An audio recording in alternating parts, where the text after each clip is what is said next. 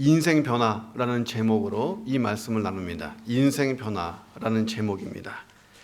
찰스 디킨스가 쓴 작품 중에서 두 도시의 이야기라는 것이 있는데, 여기에 보면 이런 이야기가 나옵니다.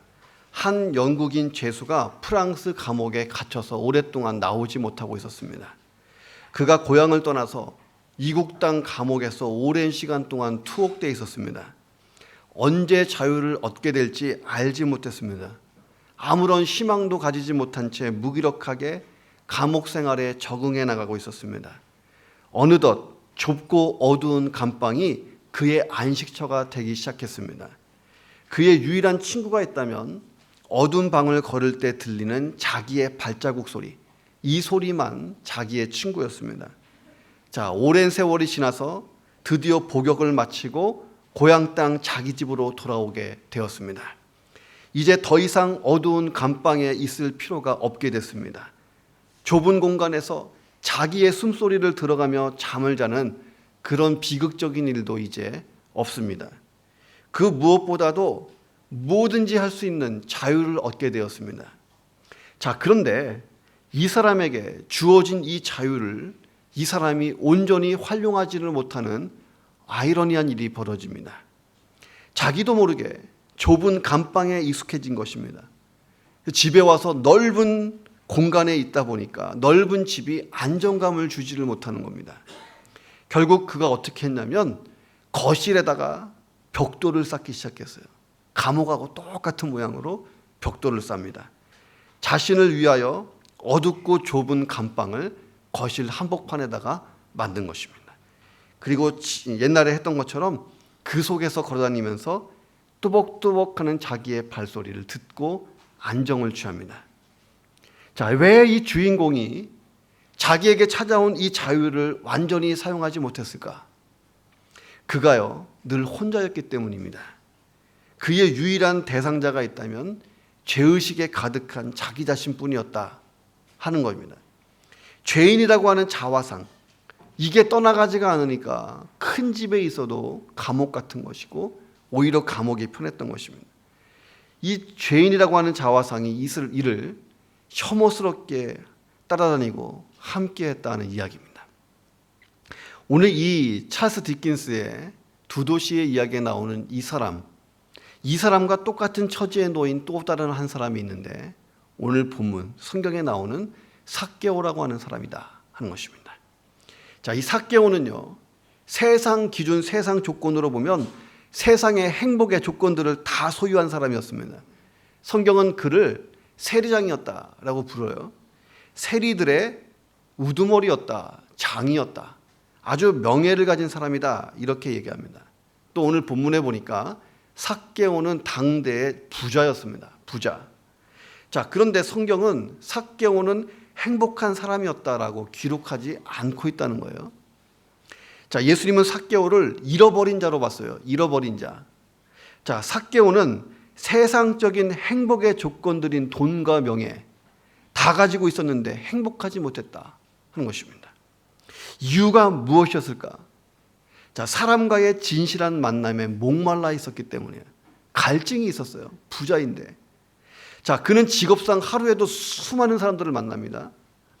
매일 반복되는 끊임없는 만남 속에서도 진정 의미 있는 만남을 경험해 본 적이 없는 거예요. 자, 그러므로 삭개오의 진정의 문제, 진정 행복하려면 삭개오는 돈의 문제 갖고는 안 된다는 겁니다. 돈의 문제가 아니다. 삭개오가 행복하지 않은 이유, 돈 문제가 아니었다. 명예와 권력의 문제도 아니었다. 이거 다 가지고 있었어요. 자, 지금 삭개오에게 필요한 것은요, 의미 있는 만남이었습니다. 나는 의미 있는 만남을 하고 싶다. 자, 오늘 본문은 삭개오와 예수님이 만난 장면, 이것을 이야기하고 있어요. 삭개오는 예수님을 만났을 때에 그의 인생의 가장 중요한 문제를 해결받았다 하는 것입니다. 자, 인생 변화의 기적이 일어났다는 거예요. 도대체 어떤 일이 일어났는가? 자, 내 인생이 더 이상 이래서는 안 된다 라고 하는 절박한 심정을 가지고 오늘 주일 예배에 오신 분이 여러분 가운데 혹시 있으십니까? 나는 이대로 가다가는 정말 끝이 안 좋겠다, 불안한 마음으로 사시는 분이 계십니까? 나는 다르게 살고 싶다. 이 갈망을 가진 분이 계십니까? 자, 그런 분이 있다면 성경은 얘기하는 거예요. 답은 언제나 하나다. 그건 뭐냐면 삭개오가 만난 예수 그리스도를 나도 만나야 된다 하는 것입니다. 자, 그래서 인생 변화의 기적을 경험해야 된다는 것입니다. 자, 어떻게 인생 변화를 경험할 수 있는가? 첫 번째는 자기의 삶에 대한 갈증이 있어야 된다는 것입니다. 내 삶에 대한 갈증이 있어야 예수님 만난다. 갈증이 없으면 예수님 만나기가 어렵다는 거예요. 자, 이 삭개오라고 하는 이름은요, 이스라엘 땅에서 흔했어요. 그러니까 한 동네에도 삭개오가 몇 명 살았어요. 똑같은 이름이. 영이야, 철수야. 너무 뻔한 이름이잖아요. 그러니까 삭개오는 많은 사람이 삭개오 이름을 가지고 살 정도로 유명한 이름입니다. 그 이름의 뜻이 참 좋아요. 의로운 자, 깨끗한 자, 정결한 자. 이름이 좋아서 삭개오가 참 많았습니다. 그 당시에. 자, 이름으로 보면 삭개오의 부모님은 아마 굉장히 훌륭했을 거다. 그러니까 삭개오는 믿음의 가문에서 태어났을 거다. 그리고 그 엄마 아빠가 좋은 신앙교육을 시켜줬고 그래서 이름도 삭개오라고 했을 거다 라고 하나의 추론이 생깁니다. 그런데 이 삭개오가 자라면서 웬일인지 그가 세리가 돼버린 거예요. 당시의 세리는 백성들에게 손가락질 받는 직업을 가진 사람이었습니다. 당시 유대인들에게 죄인 중에 죄인이 있다면 여자는 창녀, 남자는 세리였어요. 이 두 직업을 아주 경멸했습니다. 그런데 창녀는 그래도 몸으로만 죄를 짓는데 이 세리는 돈으로, 탐욕으로, 그리고 민족의 배신자로 죄를 지었다. 더 나쁘다라는 평가를 받았습니다. 사람들은 이 세리들을 뭐라고 불렀냐면 허가 받은 도둑들이라고 불렀어요. 허가 받은 도둑들. 자, 로마 제국에 힘을 얻고 자기 멋대로 세금을 걷어서 백성들의 재산을 착취했기 때문에 그렇게 불렀습니다. 자, 세금을 댈 수 있는 대로 높게 매기는 거예요. 높게 매길수록 자기에게 떨어지는 세금, 돈이 많습니다. 자, 노마에게 바칠 것을 바치고 나머지 다 자기 거예요. 그게 얼마나 많은 착복을 했을까 하는 것입니다. 자, 유대인들은 세리를 매국노, 창기와 버금가는 죄인으로 취급했다 하는 것입니다. 자, 그런데 삭개오가 누굽니까?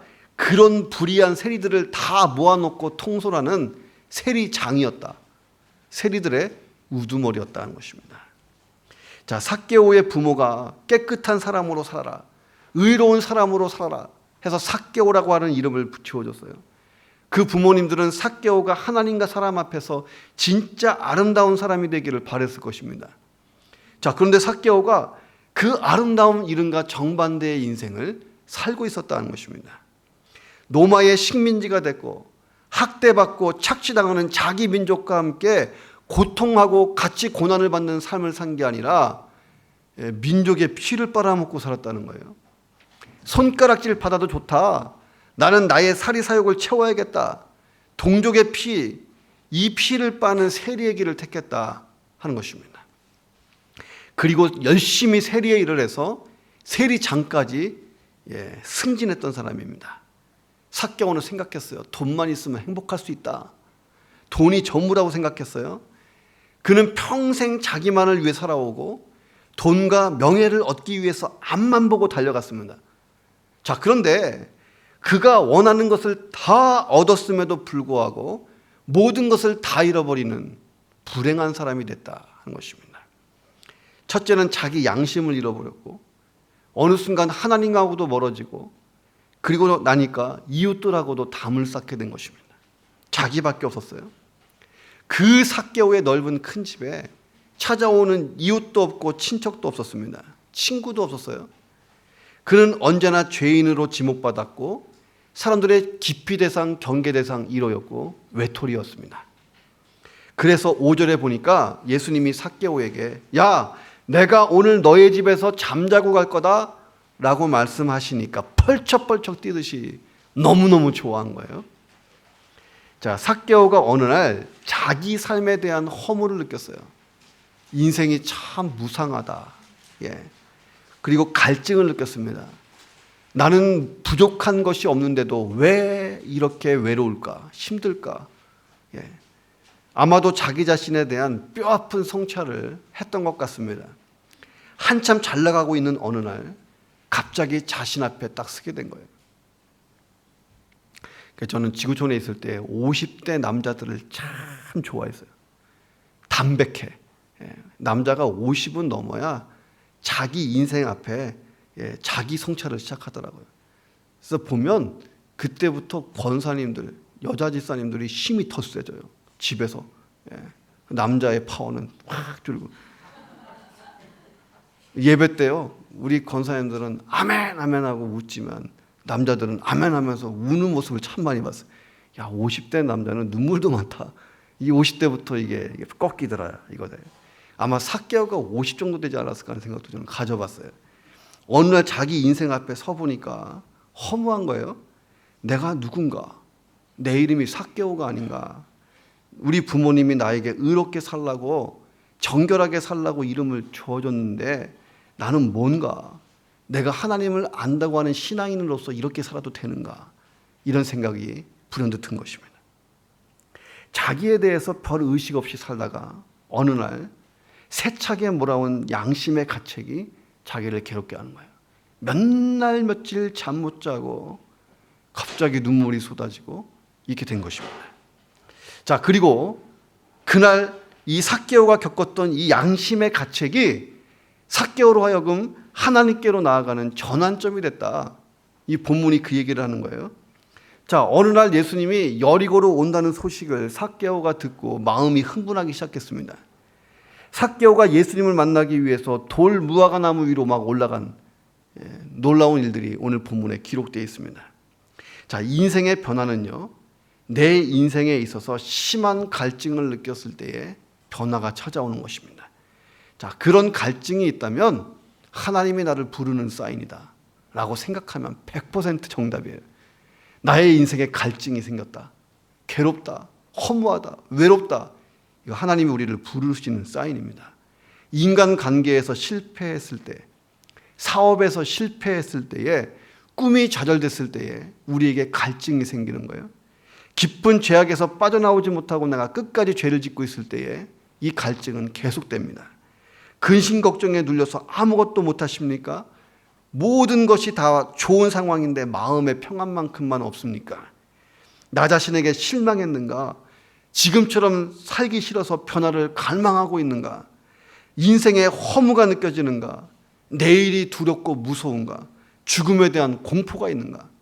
자, 이 모든 게요, 하나님이 나를 부르시는 사인인 줄로 믿습니다. 자, 그 모든 것이 왜 찾아오냐면요, 이 모든 일의 근저에는 죄의식이라고 하는 뿌리가 깊게 박혀 있습니다. 죄의식. 자, 처음 하나님이 아담과 하와를 만드셨을 때에, 아담과 하와가 하나님 앞에 범죄했을 때에 그들에게 찾아온 게 뭐냐면 죄의식이 찾아온 거예요. 죄의식.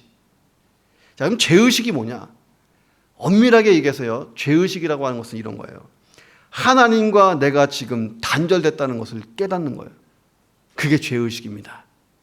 자, 하나님과 내가 지금 단절되어 있다. 자, 인간이 죄를 지면요, 막연히 하나님을 두려워하기 시작해요. 믿든 안 믿든, 예수님을 믿든 안 믿든. 하나님과 단절된 것에서 오는 갈증이 있습니다. 이 갈증. 이것은 하나님과 바른 관계로 다시 회복되기 전에는요, 죽을 때까지 이 갈증은 안 끝난다는 거예요. 그래서 내가 다시 십자가 앞에 서야 할 줄로 믿습니다. 십자가가 뭐냐? 이 앞에 십자가가 보이지만 하나님이 우리를 사랑하셔서 나의 죄를 용서하시고 나를 죽음에서 생명으로 옮기기 위해 그분의 아들을 죽음 가운데 내주신 곳, 이게 십자가인 줄로 믿습니다. 원래는 내가 죽어야 되는데 예수 그리스도가 나를 위해서 대신 죽으신 곳, 이곳이 십자가인 줄로 믿습니다. 그래서 그 십자가 앞에서는요, 하나님의 사랑이 느껴지는 거예요. 나를 끝까지 사랑하신 하나님, 나를 위해 죽으신 예수님, 지금도 내 마음을 두드리시는 성령 하나님, 그 십자가 앞에 섰을 때에 이 갈증이 끝나는 줄로 믿습니다. 철로 역정에 보면, 존 버전이 쓴 철로 역정에 크리스찬이 순례, 천국을 향해서 순례를 하는데 무거운 짐에 짓눌려 갖고 날마다 울면서 그 길을 걸어가요. 너무 힘든 거예요. 누르는 게, 어깨를 누르는데. 근데 이 크리스천이 나중에 십자가 앞에 섰을 때에 십자가를 바라보는 순간 어깨에 있던 짐이 탁 벗겨집니다. 그 순간 그가 눈물을 흘리면서 십자가를 붙들고 자유하게 됐다 하는 것입니다. 자, 만세반석 열린이라는 찬송가가 있어요. 제가 지구촌에서 있다 보면 1년 동안에 장례를 한 50번 정도는 예배하는 것 같아요. 예배 드릴 때에 천국 환송 예배라는 게 있습니다. 천국으로 떠나보내는 예배. 정말 웅장하고 성가대도 쫙 서 있고 장례위원들이 옷을 다 입고 마지막 운구하는 장면인데 그때 부르는 찬송가가 있어요. 이 찬송가가 참 은혜가 되는데 만세반석 열리니 마지막 절이 이렇게 되어 있습니다. 빈손 들고 앞에 가 십자가를 붙드네 의가 없는 자라도 도와주심 바라고 생명샘에 나가니 나를 씻어 주소서. 참 이 찬양 부르면 떠나시는 분도 떠나시는 분이지만 옆에 서 있던 성도들이 더 은혜 받아요. 내가 십자가 앞에 서면 내 자신이 어떤 사람인지가 다 보여주는 거예요. 삭개오 같은 모습이 나에도 있었구나. 그러나 그런 삭개오를 품어주신 십자가의 사랑이 그냥 밀물듯이 들어오는 거예요. 그러면 인생의 변화가 시작됩니다. 빅토르 위고가 이런 말을 했어요. 장발장을 쓴 사람이잖아요. 이분이 젊은 날 방탕하고 엉망진창으로 살다가 자기의 딸의 죽음 앞에서 하나님을 만나잖아요. 그 유대한 레미제라블이라고 하는 작품을 써냅니다. 빅토르 위고가 이런 얘기를 했어요. 인간이 사용할 수 있는 모든 자원 가운데에 가장 강력한 자원이 있다면 기회라는 자원이다 라는 말을 남겼어요. 내가 느끼는 인생의 갈증, 이 괴로움, 이 허무함은요, 내가 하나님 앞에 나아갈 수 있는, 예수 그리스도를 만날 수 있는 통로가 되는 줄로 믿습니다. 인생의 갈증은요, 주님이 주시는 축복인 거예요. 자, 다시 주님을 만나며 인생 변화의 기적을 경험하시기를 주님의 이름으로 축원합니다. 자, 어떻게 인생 변화를 경험할 수 있는가? 두 번째는 주님을 만나고자 하는 용기가 있어야 된다는 거예요. 내가 하나님 앞에 나올 때, 내가 예수님 앞에 나올 때는 용기가 있어야 돼요. 자, 어떤 용기를 얘기하는지 한번 들어보시기 바랍니다. 자, 어떤 목사님이 설교 중에 큰 실수를 한 거예요. 목사님이 설교하시다가 니고데모하고 삭개오를 헷갈렸어요. 그래서 이렇게 설교했습니다. 여러분, 니고데모는 신분이 세리였습니다. 니고데모는 키가 작았어요. 그런데 그는 예수님이 너무너무 몹시 보고 싶었습니다. 설교를 듣던 성도들이요, 웃기 시작했어요. 수근수근 되겠어요. 야, 니고데모 아니잖아, 삭개오잖아. 이게 막 얘기가 진행됐어요. 성도들이 수근거리기 시작하니까 목사님은요, 내 설교에 지금 은혜를 받고 있다고 착각하신 거예요. 더 큰 소리로 이제 설교하기 시작했습니다. 그때 예수님이 니고데모가 사는 여리고라는 동네에 찾아오셨습니다. 니고데모는 예수님이 보고 싶어 밖으로 뛰어나갔습니다. 그런데 키가 작아서 할 수 없이 예수님을 보기 위해 뽕나무 위로 올라갔습니다. 옛날에 그 성경에 보면 뽕나무로 되어 있어요. 우리 성경은 지금 돌무화가 나무로 되어 있지만, 설교가 이쯤 진행되니까 성도들이 와 하고 웃어버렸습니다. 목사님이 가만 생각하니까 자기가 실수한 거예요. 목사님이 당황했어요. 그래서 얼굴이 화끈거렸습니다. 그런데 그 순간 하나님이 목사님에게 지혜를 하나 주셨어요. 이 목사님이 계속해서 설교를 하신 거예요. 뭐라고 설교했냐면, 바로 그때 어디선가 삭개오가 나타난 것입니다. 삭개오가 나무를 향해서 외칩니다. 야, 니고데모, 그 자리 내 자리야, 빨리 내려와. 니고데모는 내려오고 삭개오가 올라갔던 것입니다. 설교가 계속됐다는 얘기가 있어요. 진짜 삭개오가 어느 날 여리고로 예수님이 오신다는 소문을 들은 거예요. 이 소문을 들었을 때 삭개오의 영혼 깊숙이 있었던 그 목마름이 타오르기 시작한 거예요. 갈증이 극에 달한 것입니다. 더 이상 내가 이런 인생을 살 수 없다. 이 죄책감, 절박감, 예수님을 더 만나고 싶은 거예요. 아마도 삭개오는 이런 소문을 들었던 것 같아요. 예수님은 세리들도 사랑하신단다. 예수님의 제자들 중에 마태가 있는데 마태도 세리였는데 제자가 됐다더라. 진짜 맞아요. 예수님 제자 중에 마태는 세리였어요. 예수님 만나고 세리 직분을 버리고 예수님을 따라다녔습니다. 자, 세리를 친구로 삼아주셔서 밥도 드셨단다. 함께 주무시기도 했단다. 이 소문을 막 들은 거예요.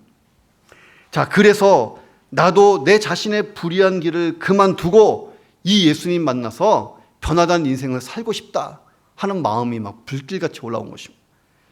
자, 그런데 그가 예수님을 만나고 싶은데 넘어야 될 산이 너무 많은 거예요. 자, 무언가에 이끌려서 밖으로 뛰어나갔습니다. 예수님 보겠다고. 길거리에 나가보니까 인산이네. 사람으로 꽉 차서 발 디딜 틈이 없는 거예요. 자, 성경은 삭개오가 키가 작은 사람이었다라고 나옵니다. 삭개오는 사람들에게 둘러싸인 예수님을 조금도 볼 수 없는 거예요. 사람들 어깨만큼밖에 안 된 것 같아요. 예수님이 안 보여요. 자, 성서학자들은 이 사람이 태어날 때부터 난장이가 아니었나 하는 이야기도 합니다. 자, 그래서 어렸을 때부터 수모를 받고 자랐고 손가락질을 많이 받아서 외롭게 자라지 않았을까. 자기의 존재 가치를 사람들에게 알려주기 위해서 세리의 길을 택했고 돈을 많이 모으지 않았을까. 자, 그랬다 하더라도 지금 자신의 이 신체적인 핸디캡을 돈으로 보상받으려고 했던 인생을 살았던 삭개오에게 이 돈이 작은 키라고 하는 핸디캡을 벗어주지를 못합니다. 자, 예수님을 만날 방법이 없는 거예요. 자, 그런데 예수님을 보고자 하는 삭개오의 이 열망이 핸디캡을 극복하게 합니다. 3절에 보니까 예수께서 어떤 사람인가 보고자 하되, 자, 삭개오의 강렬한 열망이 나오고 있습니다. 단순히 호기심으로 예수님을 만나고자 한 것이 아니고 진짜 정말 예수님 만나고 싶었던 것입니다.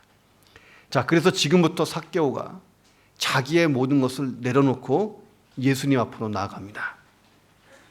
자, 삭개오가 예수님을 보기 위해서 돌 무화과 나무 위로 올라가는 일이 생깁니다. 돌 무화과 나무가 도대체 어떻게 생겼는가 궁금하잖아요. 그럼 오늘부터 적금을 들어요. 2년 뒤에 성지순례 같이 가면 돼. 가면 돌 무화과 나무가 딱 여리고에 지금도 딱 있습니다.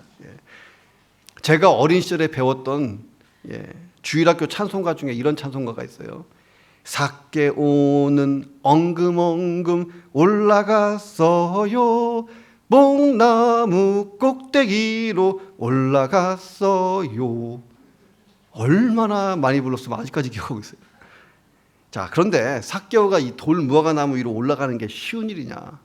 이게 쉬운 일이 아니라는 거예요. 지금까지 그를 꽁꽁 묶고 있는 사회적인 체면 버려야지 올라가는 거예요. 위선의 껍데기를 벗어 던져야 그 위로 올라가는 것입니다. 자, 예수님을 만나기 위해서는 적나라한 모습으로 나가야 된다는 거예요. 내 모든 것을 다 벗겨놓고 정말 알몸으로 나가듯이 다 내려놓고 나가는 거예요. 자, 예수님을 만나기 위해 적나라한 모습으로 이 삭개오가 지금 갑니다. 돌 무화과 나무 위를 올라가는 키 작은 삭개오의 모습을 상상해 보세요. 이게 얼마나 웃기고 코믹한 일인가. 진짜 어린아이나 할 수 있는 행동이 아니겠는가. 자, 그런데 성경에 보니까요, 우리가 어린아이가 되지 않으면 절대 예수님 만날 수가 없다는 거예요. 여러분도 저도 어린아이가 되었기 때문에 예수님 만난 줄로 믿습니다. 자, 나를 감싸고 있는 모든 거짓, 모든 위선, 체면을 다 벗어 던져야 예수님 만나는 거예요. 제가 어린 시절에 부흥에 참 많이 다녔어요. 어머니가 무정을 끌고 다녔기 때문에. 부흥에 가보면요, 정말 민망할 정도로, 보기 민망할 정도로 아저씨, 아줌마들이 엉엉 울면서 기도하는데 저는 그게 너무 신기했어요. 막 이러면서 울고, 막 가슴을 치고 울고, 어떤 분은 그냥 거의 그냥 막 뒤로 넘어져 갖고 울고, 야, 뭐 이렇게 저렇게 울면서 기도하실까. 자, 그런데 그런 울면서 기도하는 엉엉 우는 모습이 어느 순간에 한국교회에서 다 사라졌다는 거예요.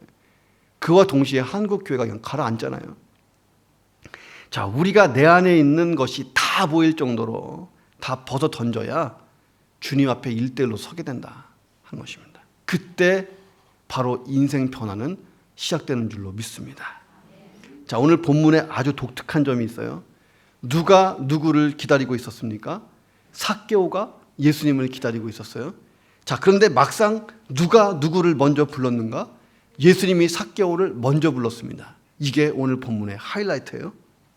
자, 아마도 삭개오는 돌 무화과 나무 위에서 이런 생각을 했을 거예요.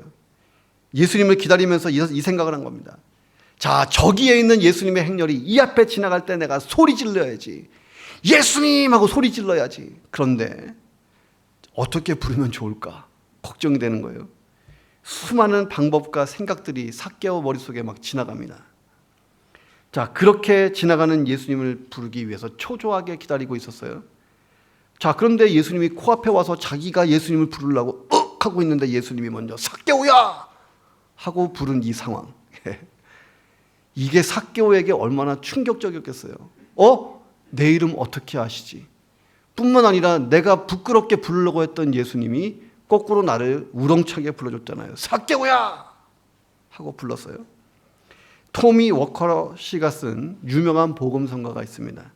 우리가 참 많이 부르는 찬양인데 He knows my name. 그가 나의 이름을 아십니다 라고 하는 찬양이에요. 이 곡의 가사가 이렇게 되어 있어요. 나를 지으신 주님, 내 안에 계셔. 처음부터 내 삶은 그의 손에 있었죠. 그는 내 아버지, 나는 그의 소유. 내가 어딜 가든지 날 떠나지 않죠.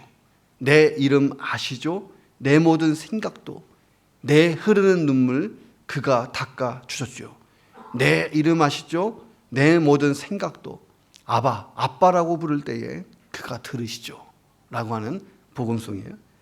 세상에 유명한 인사가 내 이름을 알아주기만 해도 이게 얼마나 기쁘고 행복한가.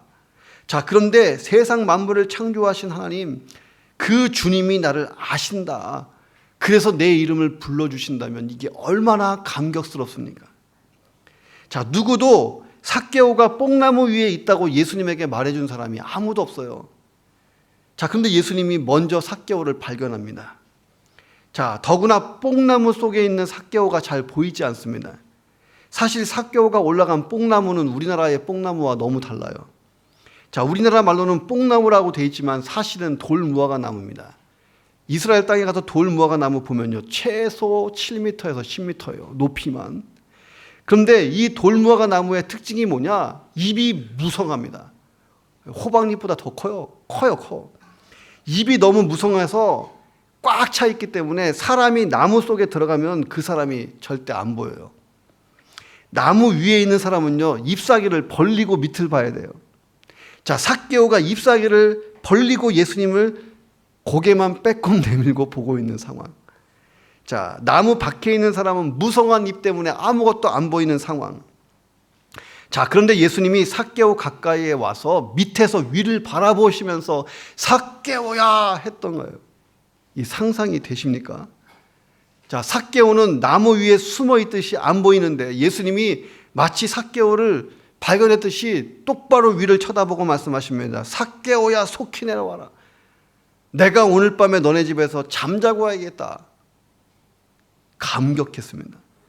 내가 주님을 부르기 전에 주님이 먼저 나를 부르신다는 거예요. 순서가 맞습니다. 왜 그럴까? 내가 나를 사랑하는 것보다 주님이 나를 더 사랑하시는 줄로 믿습니다. 삭개오의 모든 것을요, 예수님은 다 아셨잖아요. 예수님은 하나님이시니까 다 알잖아요. 모든 것을 알고 계셨습니다. 그 예수님은 나도 아는 거예요. 여러분의 과거도 아시고 나의 고독도 알고 내 눈물의 의미를 사람들은 몰라도 다 아시는 거예요. 나의 상처와 괴로움을 알고 계십니다. 예배 때마다 주님이 우리의 이름을 부르시는 거예요. 형원아 라고 부르시는 이유가 뭐냐? 제2의 인생을 살아보라는 것입니다. 그래서 부르시는 거예요. 자, 예수 믿은 지 얼마 안 되는 한 자매가 열심히 전도하고 신앙생활을 참 잘하고 있어서 많은 사람에게 칭찬을 받았습니다. 이 자매는 늘 예수님 없이 나는 못 살아요. 예수님 없이 나는 못 살아요. 이러고 다녀서 사람들이 이 자매에게 별명을 붙여줬어요. 예수님 없으면 나는 못 살아요. 이게 별명이 됐어요. 어느 날 이 자매가 똑똑똑하고 목사님을 찾아왔습니다. 목사님이 한편으로는 귀찮기도 한 거예요. 맨날 자주 찾아오니까. 이 청년이 들어오는데, 목사님, 저 오늘 또 새로운 사실을 깨달았어요.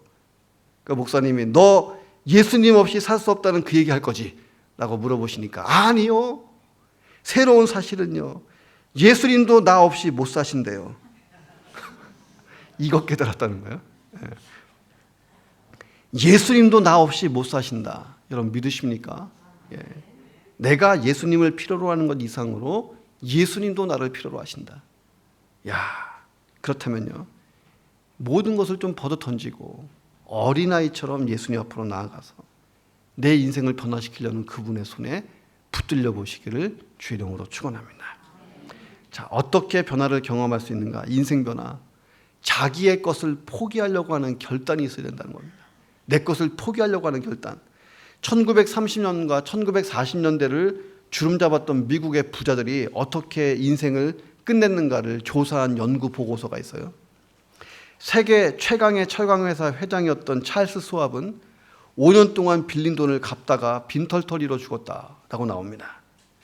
세계 최대의 유틸리티 회사 사장이었던 사무엘 인슬이라고 하는 분은 외국에서 피신한 생활하다가 처참하게 죽게 됐다라고 보고서가 쓰고 있고, 세계 최대의 가스 회사 회장이었던 하워드 홉스라고 하는 사람은 정신병이 들어서 미친 사람으로 죽었습니다. 세계 최고의 주식 투자자 제시 리버모어는 자살로 죽었다. 이 보고서를 보면 끔찍해요. 많은 사람의 이름이 나오는데 그들이 세상 최고의 부를 가진 사람들이었는데 그 부가 인생을 행복하지 못했다고 하는 결론을 내고 있습니다. 자, 삭개오가 왜 예수님을 찾아간 이유가 뭘까요? 단순히 잘 먹고 잘 살기 위해서 예수님께 나아갔다면 돌무화과 나무 위에 올라가지 못했을 겁니다. 자, 당시 세리들은요, 로마 정부에게만 눈밖에 나지 않으면 뭔 짓을 해도 다 용서받았어요. 로마 정부가 인정하는 관리들이었습니다. 육신의 만족을 위해 살기 원하면 자기가 가진 돈을 가지고 뭐든지 할 수 있는 사람들이었습니다. 자, 그런데 삭개오는 달리 살기로 작정했어요. 삭개오의 놀라운 제2의 인생은 나무에서부터 내려오는 그 순간 시작된 것입니다.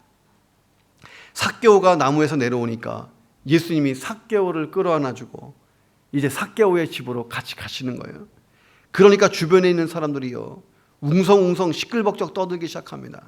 어떤 사람이 외쳐요. 삭개오는 죄인이다. 그런데 예수님이 죄인의 집에 지금 들어가고 있다 라고 외치니까 사람들이 또 시끌벅적 했어요. 자, 유대인 사회에서는요, 죄인과 함께 어울리면 그 사람도 죄인이 됩니다. 죄인과 함께 어울리면 나도 죄인이라는 사실을 아예 인증하는 거예요. 예수님이 삭개오를 끌어안고 삭개오의 집에 들어가면서 나와 삭개오가 똑같다라고 인증샷을 아마 아예 하신 것입니다. 자, 그들의 눈에 비친 세리는요, 동족의 피를 빨아먹는 로마 수탈의 하수인인 것입니다.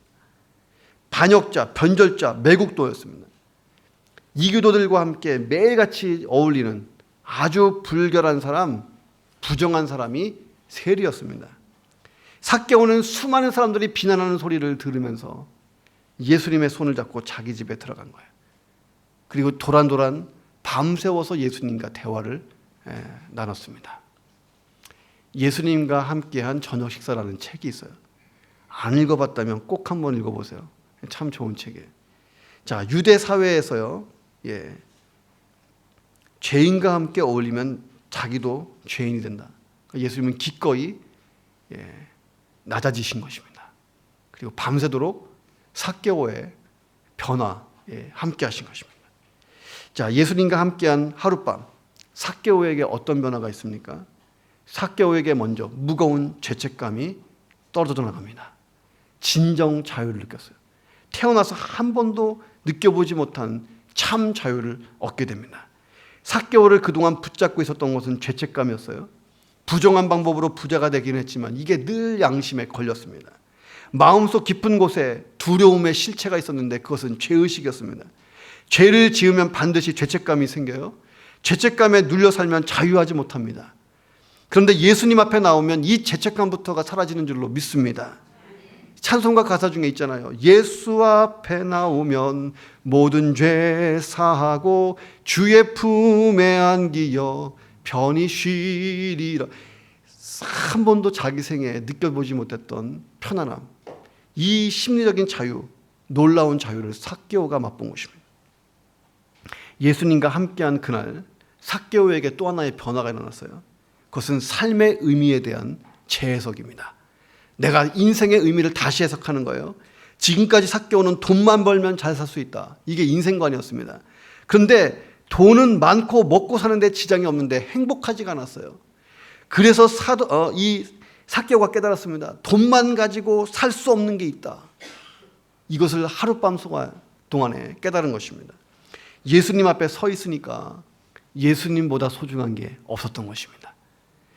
자, 하나님 앞에 서면요, 모든 게 다 상대화돼요. 하나님이 나의 진짜 아버지시고, 하나님이 나의 주인이시고, 하나님이 나를 만드신 분이고, 영원한 천국을 나에게 주시는 분이고, 이게 하나님과 나 사이의 관계가 해결되면 내 인생에 있는 모든 것이 다 다시 해석되는 거예요. 자, 이 예수님 앞에서 삭개오가 내가 가지고 있는 모든 것이 아무 의미가 없게 됐습니다. 그럼 8절에서 이렇게 얘기해요. 삭개오가 주께 여짜오되 주님 보세요, 내 소유의 절반은 가난한들에게 나눠주겠습니다. 만일 누구의 것을 속여서 빼앗았으면 나는 4배로 갚겠습니다 라고 말합니다. 이건 삭개오 인생 전체를 건 폭탄 선언을 한 거예요. 폭탄 선언. 당시에 돈을 많이 번 사업가가 자기 재산의 4분의 1을 사회로 환원하면 그는 의인, 훌륭한 기업인, 훌륭한 하나님의 사람으로 평가를 받던 유대인 사회였습니다. 자, 그런데 삭개오는 자기의 재산의 4분의 1이 아닌 절반을 드리겠습니다. 사회로 환원하겠습니다. 결단을 크게 한 거예요. 자, 율법에 의하면 부당하게 남의 것을 빼앗았으면 20%를 이자로 보태서 120%로 돌려줘라 라고 나와요. 자, 그런데 삭개오는 나는 400%로 돌려주겠습니다 라고 말합니다. 이 얘기는 뭐냐면 나는 더 이상 내 육신의 만족을 위해 살지 않겠다고 다짐한 것입니다. 내가 다 잃어버려도 예수님 안에 있는 이 영원한 생명은 얻어야겠다. 이게 이 삭개오의 다짐이었던 것입니다. 예수님이 삭개오를 향해서요, 놀라운 은총을 선포하십니다. 뭐라고 말씀하시냐면 오늘 구원이 이 집에 이르렀으니 이 사람도 아브라함의 자손이다. 구약적인 표현이에요. 예, 이 사람은 천국 백성이다. 하나님의 자녀가 됐다. 똑같은 얘기입니다. 구원받았다. 삭개오가 구원받았다고 예수님이 직접 인증해 주시는 사건이 일어납니다. 자, 그는 자기가 그동안 가치 있게 여겼던 것을 다 포기함으로써 더 가치 있는 영원한 구원, 영원한 생명, 영원한 천국을 얻게 된 줄로 믿습니다. 인생 변화는요, 내가 소중하다고 생각하는 것들 잠시 내려놓을 때, 그리고 새 것을 얻었을 때에 그 영원한 생명, 영원한 구원 때문에 내 가치 전환이 일어나고 내가 가진 것에 대한 해석이 달라질 때에 그때 변화가 일어나는 줄로 믿습니다. 자, 주님이 주시는 더 나은 것을 얻기 위해서 내려놓는 거예요. 내 신앙생활에 방해가 되는 게 뭔가 그거 제껴놓는 거예요. 그리고 내가 예수님을 만나는데 무엇이 방해인가, 이 방해를 제끼면 바로 예수님을 만나는 줄로 믿습니다. 이 솔개라고 하는 새가 있잖아요. 이 솔개는 장수하는 새로 알려져 있습니다. 솔개 중에서 어떤 새는 70살까지 살아요. 70살. 자, 그런데 이 솔개가 이 솔개의 생애에 어떤 전환점이 찾아오는데 40살이 됐을 때 전환점이 찾아온다는 거예요. 솔개가 40살이 되면 발톱이 노화가 돼서 사냥감을 낚아챌 수 있는 힘이 없어집니다. 부리가 길어지고 깃털이 두꺼워지고 날개가 무거워져서 하늘로 올라가기가 어렵습니다. 이때 솔개에게 고통스러운 인생, 솔개 생애에 어떤 전환점이 온다는 것입니다. 자, 이때 40세가 되면 솔개는 둘 중에 하나를 선택해야 돼요. 하나는 그대로 죽음을 맞이하든지 또 하나는 뼈를 깎는 노력으로 변화를 선택하는 것입니다. 만약 솔개가 변화를 선택하겠다고 결정을 했다면 산 정상으로 올라가서 거기에서 둥지를 틉니다. 고통스러운 수행을 그때부터 시작하는 거예요. 먼저 자기 부리로 바위를 막 쫍니다. 쪼면 부리가 다 깨져요. 얼마나 아프겠어요. 부리가 하나도 남아있지 않을 때까지 부리를 다 바위에다가 부셔서 없앱니다. 그러면 시간이 좀 지나서 새로운 부리가 나와요. 단단한 부리가 나옵니다. 그때부터 솔개는요, 자기 부리를 가지고 단단한 부리로 발톱을 다 하나씩 뽑아버립니다. 이게 얼마나 고통스럽겠어요? 그렇게 6개월이 지나면 자기 몸에 있는 묵은 털이 다 빠지고 새로운 깃털이 생기는데 날렵해지는 거예요. 그러면 솔개는 이때부터 30년을 더 삽니다. 솔개는 주어진 위기를요, 자기 삶의 전환점으로 삼았던 거예요. 솔개에게서 배우라는 거예요. 내 인생도 이런 전환점이 필요하지 않냐는 겁니다. 내 삶에 갈증이 있다면 주님이 나를 지금 부르고 계신다. 기억하라는 거예요. 내 이름을 먼저 불러주시는 주님 앞으로 나아가시기를 주 이름으로 축원합니다. 가장 소중한 것을 붙잡기 위해, 영원한 것을 붙잡기 위해, 영원한 가치를 붙잡기 위해서 주님이 내려놓으라 라고 말씀하는 것은요, 내려놔야 될 줄로 믿습니다. 그때 내 인생에 변화가 일어나고 기적이 일어나기를 주님의 이름으로 축원합니다. 기도하겠습니다.